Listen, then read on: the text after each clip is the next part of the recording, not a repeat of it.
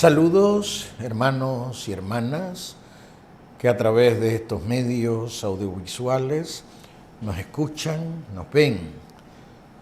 Es un gozo poder participar de este proyecto iniciado, desarrollado, en el que hoy compartimos las experiencias que en cierto modo todos hemos vivido dentro de este tiempo, que ha sido un tiempo de prueba, un tiempo en el que todos hemos sido sometidos a momentos de dificultad, de alta tensión, ante la problemática suscitada por el hecho de la pandemia del coronavirus, del que apenas podremos decir estamos aún saliendo.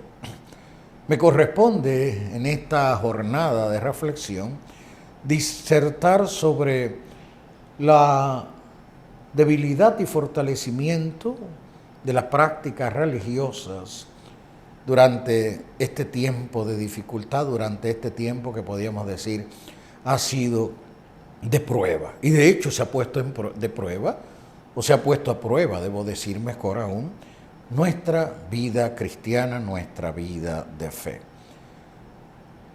Las exigencias que tuvimos en su momento, ¿no?, con el cierre en el que todas las instituciones prácticamente cesaron toda actividad, aquellos meses que fueron pues gravemente difíciles, y lo fueron también para la iglesia en Puerto Rico y prácticamente en toda latitud, en la que se forzó este cierre temporero, nos hicieron pues conscientes de nuestra fragilidad, de nuestra debilidad.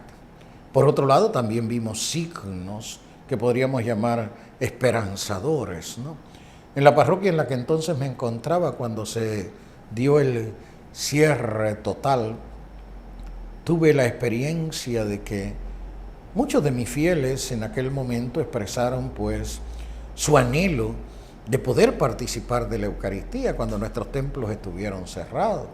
Y aunque de hecho las celebraciones continuaron, podríamos decir, a un ritmo casi normal, aunque lo solíamos tener esas celebraciones los sacerdotes pues solos en nuestros templos o capillas particulares, y nuestros fieles podían participar a través de las redes sociales, porque intensificamos entonces esta práctica, celebrábamos, transmitíamos nuestras celebraciones a través de las redes sociales, sobre todo a través de Facebook Live, y siempre un grupo numeroso de fieles se conectaban para ser partícipes de estas celebraciones. Algunos, como dije, pues expresaban su anhelo, su deseo de también poder participar. En mi caso concreto y particular, yo les decía a aquellos que tenían mayor anhelo que participaran, que respondieran más bien en voz baja, para que no se notara la presencia, porque no se supone que estuviéramos en grupos reunidos, solían ser grupos más bien pequeños, pero puedo decir con satisfacción que nunca celebré la Eucaristía solo en aquellos días tenebrosos, por decirlo de esta manera, ¿no? Siempre había algunos fieles conmigo en las celebraciones que participaban, que también nos animábamos los unos a los otros. Es cierto que durante este tiempo de la pandemia contemplamos, no sin dolor, que los fieles que tenían una fe más débil, podríamos decir, o menos formado, se alejaron, y que a estas alturas incluso muchos de ellos aún no han regresado nuevamente a la participación, podríamos decir, frecuente de la Eucaristía, sobre todo dominical, y que tenemos que salir obviamente a su encuentro. Es una de las debilidades que notamos, que percibimos como parte de ese camino que tuvimos que recorrer. Por otro lado, también nos vimos en la necesidad de tener iniciativas, por ejemplo, en el tema pues de la administración, de la economía, de nuestras comunidades parroquiales e incluso de la diócesis, para poder pues subsistir, porque aunque los templos estuvieran cerrados, los fieles no podían participar, las cuentas seguían llegando igual, los pagos de agua, de luz, de teléfono, de internet, la subsistencia, ¿no?, lo ordinario, los servicios esenciales. Y obviamente tendríamos pues que necesitar allegar fondos para cubrir esas necesidades. Eso nos forzó entonces a que también reevaluásemos el modo en que ejercemos la administración, pues, de esos bienes que son necesarios para sustentar o resolver lo que es el proceder ordinario, la vida más o menos común de nuestras comunidades parroquiales, y contar con esos servicios esenciales. Pero también tuvimos momentos, pues, que podríamos decir fueron signos o expresión de fortaleza de la fe de nuestros fieles. Como ya dije, pues en la expresión de ese anhelo, cómo ellos vivieron ese tiempo como el de un ayuno eucarístico, que en muchos casos les hizo pues reevaluarse a sí mismos y reevaluar su participación en el misterio de la Eucaristía y en la vida práctica de la fe. También tuvimos pues la experiencia, y creo que es una debilidad, yo se lo he expresado también a los movimientos apostólicos, a los fieles que trabajan con mayor ahínco o que son más cercanos en el ministerio y en la diversidad de carismas y dones en la vida de nuestras comunidades. En mi caso concreto y particular, pues yo no dejé durante ese tiempo de asistir a los que me pidieron asistencia, fuera la confesión, fuera la unción del enfermo. Siempre acudí, siempre que pude hacerlo, ¿no? Hubo un momento difícil donde la mayoría de los hospitales no permitieron ningún tipo de visita a enfermo alguno. Tuve la dolorosa experiencia en un caso concreto donde una persona que estaba hospitalizada quería recibir los sacramentos, su familia se comunicó conmigo en aquel momento, yo le expresé que estaba disponible, que podía ir siempre y cuando me fuese permitido, pero que entendía que en el hospital donde estaba este enfermo pues habían suspendido totalmente las visitas, incluso las visitas pastorales, ¿no? Ellos pues se comunicaron directamente con el médico, yo le dije comuníquense con el médico, pídanle por favor que permitan la visita al enfermo, pero ni siquiera el médico que lo atendía lo permitió, ¿no? Les dijo que estaban prohibidas y que no podía ser. Lamentablemente este enfermo murió sin recibir los sacramentos. En otro caso tuve la experiencia donde había una paciente que estaba en intensivo, su hija médico, se comunicó conmigo y me pidió que por lo menos por teléfono le orase, y ella pues puso el teléfono en el oído de la paciente y a través del teléfono pues le hice una oración más o menos prolongada y le pedí al Señor su misericordia. Esta paciente al poco tiempo también falleció, pero tuve la misma experiencia y el mismo dolor de no poder acercarme porque la institución hospitalaria pues no lo permitió. Fue una práctica común en los hospitales durante el tiempo más duro de la pandemia. Creo que esto también pues tendría que ser reevaluado, ¿no? Porque sobre todo ante la proximidad de la muerte y ante el hecho de que el enfermo quiera reconciliarse con Dios, recibir los sacramentos, sería imprescindible que esto se reevaluase y se tomase como un servicio también esencial, obviamente en la medida en que todos nos protejamos. Por otro lado, pues como iba diciendo, ¿no? Ha sido fuerte el vivir la experiencia de que, sobre todo, y aún incluso cuando ya pasó lo peor o ya pasó, pues digamos, el cierre ese compulsorio y volvíamos un poco a la normalidad paulatinamente, en ese periodo yo tuve pues también que trasladarme de parroquia por decisión obviamente de mi obispo. Y al volver a esta parroquia en la que me encuentro, en la que ya había trabajado anteriormente, conocí a los fieles, al contemplar las celebraciones dominicales, pues algo todavía diezmadas, porque como dije, muchos de esos fieles que solían participar, pues todavía no los hemos recuperado, los de la fe más débil tal vez, o los menos formados, pues inicié una serie de visitas a los hogares, sabiendo, consciente de que algunos de esos fieles que antes veía pues no estaban acercándose a las celebraciones dominicales. Pues me encontré muchas situaciones que muchos pues habían sucumbido a estados pues de deterioro físico, aún emocional, que no era que ellos no quisieran venir propiamente, sino que su condición física o mental no se lo permitía. Y ellos me expresaron, y creo que eso fue una debilidad que debemos también contemplar. Yo lo he dicho en reuniones pastorales con mis hermanos sacerdotes, que muchos de nuestros fieles se sintieron solos, se sintieron incluso abandonados.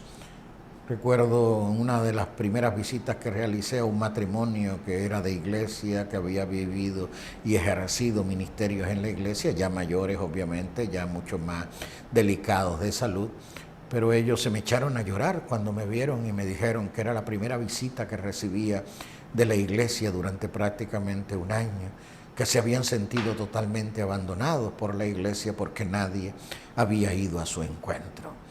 Ello me llevó a que, pues, en las reuniones posteriores con los movimientos de apostolado seglar, sobre todo, les expresara este sentir de algunos de nuestros fieles que había recibido como insumo, y le pedía de favor que emprendieran esas visitas a los hogares, sobre todo a los que estaban delicados de salud, a los enfermos, a los que ellos vieran que eran parte de esos grupos y que no habían vuelto a las celebraciones dominicales, para asistirles, para consolarles, para acompañarles, para hacerles sentir que seguían siendo parte de la comunidad creyente.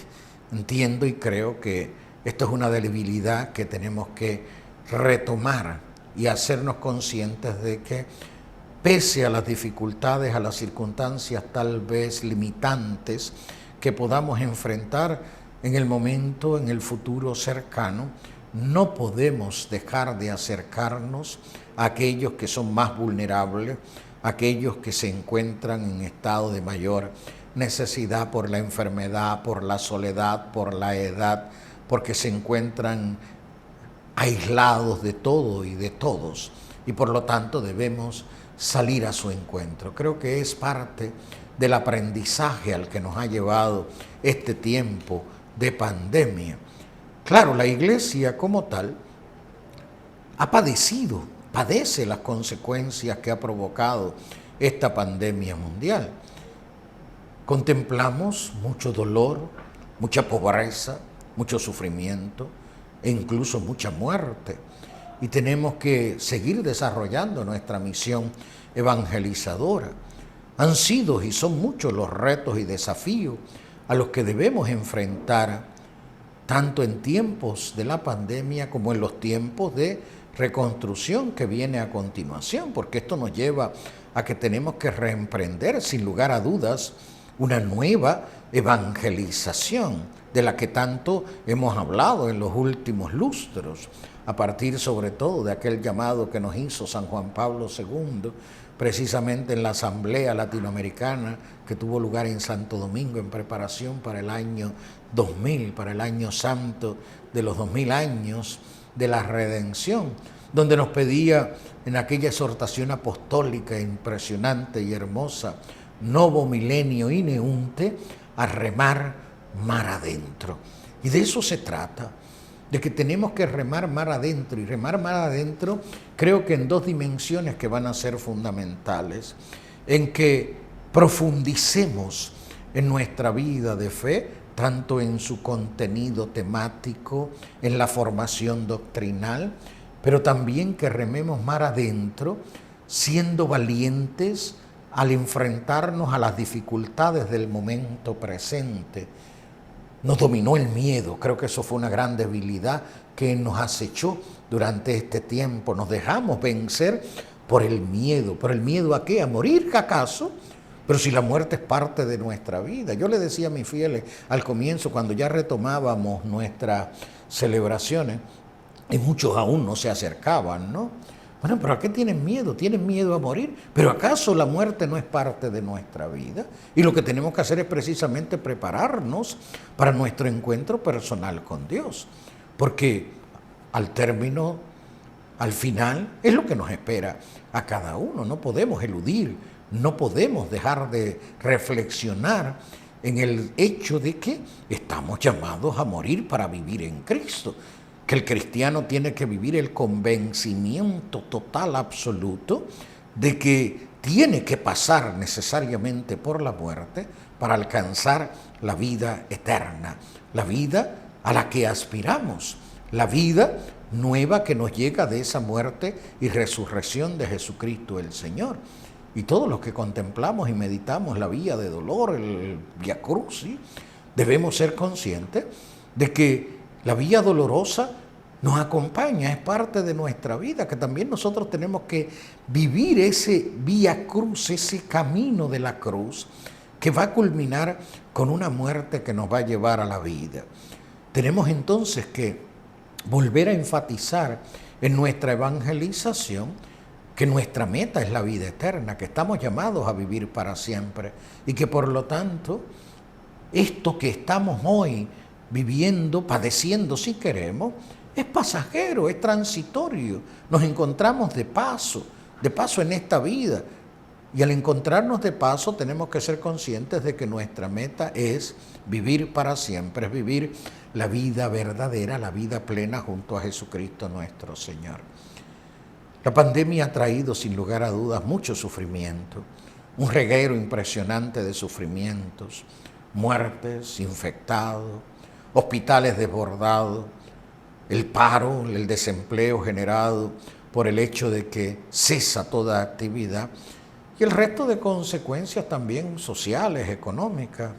Entonces, tenemos que convertirnos como iglesia, y es algo que debemos enfatizar y algo en que nos debemos fortalecer todos, ese llamado que ha hecho insistentemente el Papa Francisco a hacer que la iglesia sea un hospital de campaña en el que acojamos a tantos samaritanos heridos en los barrios de nuestras ciudades y en el interior de nuestros países. Entonces la iglesia, los creyentes, los fieles discípulos, tenemos que dar un auténtico testimonio de compasión, compartiendo la pasión de nuestro pueblo, pandemia, huracanes, lo que venga, socorriéndolo en lo posible ante sus necesidades más apremiantes, recobrando ese llamado a la caridad que nos hace el Evangelio, al amor fraterno, y que se ha de expresar en acciones pues solidarias, en acciones que se van a desarrollar en esa red de obras de misericordia corporal y espiritual que nos exige esta nueva situación y que en cierto modo lo hemos contemplado, lo hemos visto muchas veces en silencio, pero en nuestras comunidades, creo que en nuestras parroquias, en todas, se ha salido pues a llevar comida caliente, a repartir alimentos, agua en medio de la necesidad. Tenemos que también detectar y discernir las inquietudes que surgen en las personas. Otro desafío pues es que la iglesia, los cristianos, apliquemos la sabiduría para interceptar, detectar y discernir las más profundas inquietudes, preguntas y anhelos que están emergiendo desde las fibras íntimas de las personas, desde el corazón de nuestra gente, de nuestro pueblo. Nadie está exento del impacto que ha tenido la pandemia, que hemos sufrido, que en cierto modo seguimos sufriendo, sobre todo en medio de una sociedad de consumo, en medio de una sociedad donde impera el espectáculo, y todo esto obviamente se ha resquebrajado por todas partes. Creo que todos recordamos con emoción, porque la mayoría tuvimos la ocasión de contemplar aquella plegaria que hizo el Papa Francisco en una plaza de San Pedro vacía, que terminaba en la adoración ante el Santísimo, ¿no? Y cómo el Papa nos hablaba de cómo se ha resquebrajado y cómo se ha hecho patente nuestra vulnerabilidad, porque creíamos que lo sabíamos todo, porque creíamos que lo teníamos todo resuelto, porque creíamos tal vez que teníamos las soluciones a todo, y buenamente de repente todo eso se vino abajo, se vino al suelo. No teníamos ni soluciones, no teníamos respuestas, lo único que teníamos era decepción, tal vez desesperanza. Entonces, todas las preguntas, todos los anhelos, todas las esperanzas que nuestro pueblo, que nuestra gente lleva en su corazón, tenemos obviamente que responder a ellas y responderla desde el camino del Evangelio, responderla provocando la esperanza, provocando la alegría y la ilusión, volviendo a descubrir Yo acabo de llegar de una peregrinación, ¿no?, por Medugori, Tierra Santa, y uno de los momentos más emotivos que vivimos en esos lugares fue el día en que escuchábamos la lectura del profeta Isaías. Creo recordar que me encontraba en Caná de Galilea y leíamos el texto de Isaías en el que el profeta dice a su pueblo, ¿no?, con amor eterno te quiero. Aunque ese pueblo se olvide de mí, yo no me olvidaré de ti jamás. Con amor eterno te quiero. Y yo veía la sonrisa, el rostro, hasta lleno de luz, ¿no?, de iluminación de los peregrinos cuando les hablaba de que lo primero que tenemos que convencernos es que Dios siempre está presente en nuestra historia. Dios no nos abandona nunca porque nos ama con amor eterno. Y en medio del desazón, en medio de la decepción y frustración que estamos viviendo en estos tiempos provocados por la pandemia, creo que tenemos que resaltar esa presencia iluminadora, esa presencia amorosa, misericordiosa de Dios que sale al encuentro nuestro. Quizás cuando siga. Okay, puede continuar. Igualmente urge, creo que es algo que debemos señalar, reseñar y enfatizar, ¿no?, que como parte de insertarnos en esa nueva evangelización que implica, como ya dije, en ese remar mar adentro, a reavivar la certeza esperanzada en la victoria del Señor resucitado sobre el último enemigo, que es la muerte. Que esta vida y muerte se confrontan hoy de modo, pues, muy notable. Este es un tiempo propicio en el que Dios nos está llamando a ser testigos, anunciadores, constructores de vida, de una vida buena, bella y verdadera, de una vida más humana para todos. No obstante, las enormes dificultades, desafíos, obstáculos y resistencia, no podemos quedarnos callados, sino compartir las razones de nuestra esperanza fundada en la victoria pascual. Me preguntaba una persona durante nuestra peregrinación, ¿no?, que intentaba descubrir qué Dios le pide, ¿no?, cuál es la voluntad de Dios sobre su vida. Y por lo que me narraba y por lo que entendía iba siendo su experiencia y lo que ha sido, pues, su camino de conversión, decía: Dios lo que te pide es que seas testigo, es que seas testigo de su amor, es que anuncies con alegría que eres amada, que has descubierto su amor, su misericordia. Y eso es lo que tienes que transmitir en medio de tus luchas internas, en medio, pues, de las dificultades que vas confrontando en el camino. Es lo que todos tenemos entonces que emprender. Es un tiempo en el que somos llamados a la conversión, siempre necesaria. Tenemos la necesidad de ser los hombres y mujeres nuevos que afrontan con realismo, razonabilidad y esperanza los tiempos nuevos tremendamente difíciles que han seguido y seguirán a la pandemia. No podemos confiar nuestro futuro solo a las estrategias del Estado, del mercado, aunque parezcan importantes, pero vemos que son fallidas muchas veces y que carecen obviamente de sustentabilidad la mayor de las veces. ¿Cuántas veces no se nos ha dicho, por ejemplo, en el caso nuestro de Puerto Rico, que estamos preparados, que tenemos un sistema robusto, por ejemplo, de energía, lo cual parece un chiste, ¿no? Un mal chiste ante las experiencias que estamos viviendo? Entonces no pongamos nuestras esperanzas en estrategias del Estado, sean de signo político, económico, porque sabemos a dónde van a llegar, al fracaso, ¿no? Y nos supondrán decepción.